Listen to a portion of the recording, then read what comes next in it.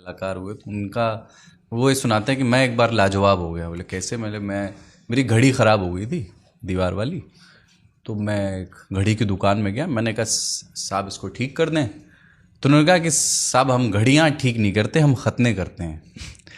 तो बोले फिर आपने ये घड़ियाँ क्यों लटका रखी हैं अपनी दुकान पे? तो बोले आप ही बताएं हम क्या लटकाएं।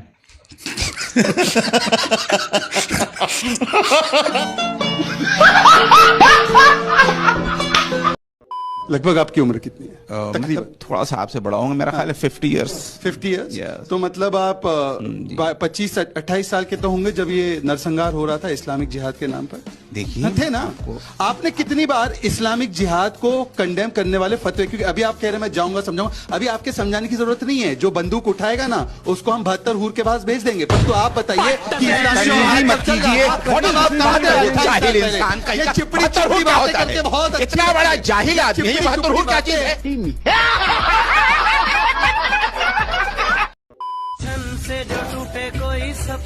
अब्दुल दुखी क्यों है? क्या हो गया? दुखी की बात नहीं है योगेश भैया, वो हमारी बहन थी ना, वो बहन रही नहीं अब। भगवान उसकी आत्मा को शांति दे। योगेश भैया मरी नहीं है वो, फिर हमारे छोटे भैया को पसंद आ गई, भाभी जान हो गई, बहन नहीं रही। तो दुखी क्यों हो रहा है? घर का माल घर में है। दुखी इसलिए हो रहे हैं, वो हमको भी पसंद थी।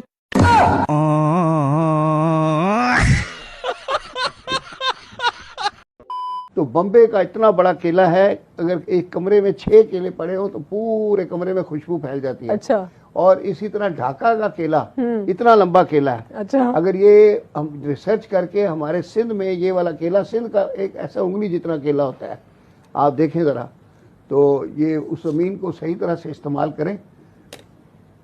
ठीक है, बिल्कुल प्यारी समझ गई। की तरफ से गलती है कि आपने उसमें एहतियात नहीं की। जैसा कि आपने बोले कि एक औरत को जन्नत में उसका हस्बैंड मिलेगा, लेकिन अगर हस्बैंड जहन्नमी है तो फिर उसको क्या मिलेगा औरत को? और दूसरा सवाल ये है कि अगर कोई औरत कुंवारी है और वो कुंवारेपन में मर जाती है तो फिर उसको क्या मिलेगा जन्नत में?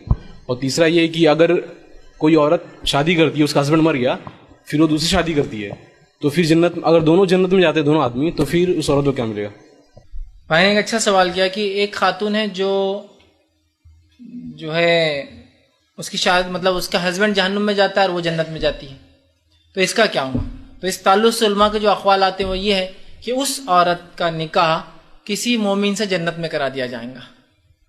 ठीक है, उसको हुर नहीं है, लेकिन फिर वो मर्द के साथ ही है किसी ना किसी, उसका निकाह किसी और मर्द के साथ नेक, उसके कैलिबर और उसके लेवल स्टेटस के मर्द के साथ कर दिया जाएगा। पहला, जो औरत का शौहर जहन्नुमी हो जाए उसका ये होगा। टेम्पररी जहन्नुमी है तो वेट करेंगे उसके लिए, फिर वो आ जाएगा, लेकिन अगर परमानेंट है तो उसका निकाह किसी और से जन्नत में हो जाएगा।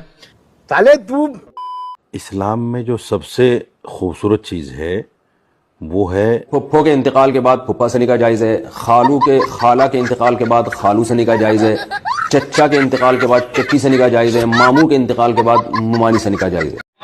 यही तो कयामत है। हमारा अल्लाह एक है, हम किसी को नहीं मानते। तुम बोल रहे थे ना किसे मानते हो, हम किसी को नहीं मानते बस। और हमें खिलाने पिलाने वाला वही है, समझे? हम उसी के भरोसे चलते हैं, समझे?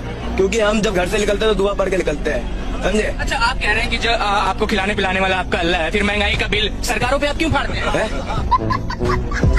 सरकारों पे? अल्लाह पे फाड़िए फिर। अल्लाह पे क्यों? वो जब उसने भेजा है, कहा ना भाई कि अल्लाह खिलाते हैं, तो फिर महंगाई का बिल सरकारों पे क्यों फाड़ना भाई? क्या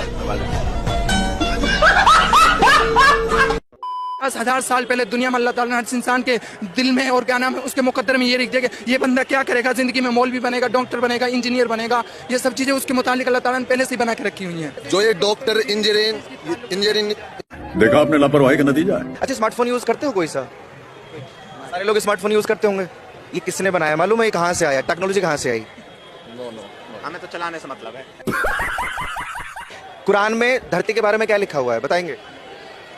A few moments later. अभी हमारा कुरान शुरू हुआ है, जो पढ़ेंगे अभी हमारे 2-3 पारे हुए हैं, उसके तर्जुमे के जो पूरे पढ़ेंगे ना।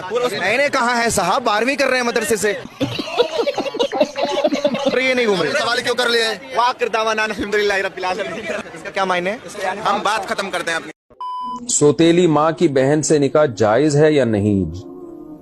सौतेली माँ की बहन से निकाह जायज है। हमारे यहाँ ऐसा ही होता है।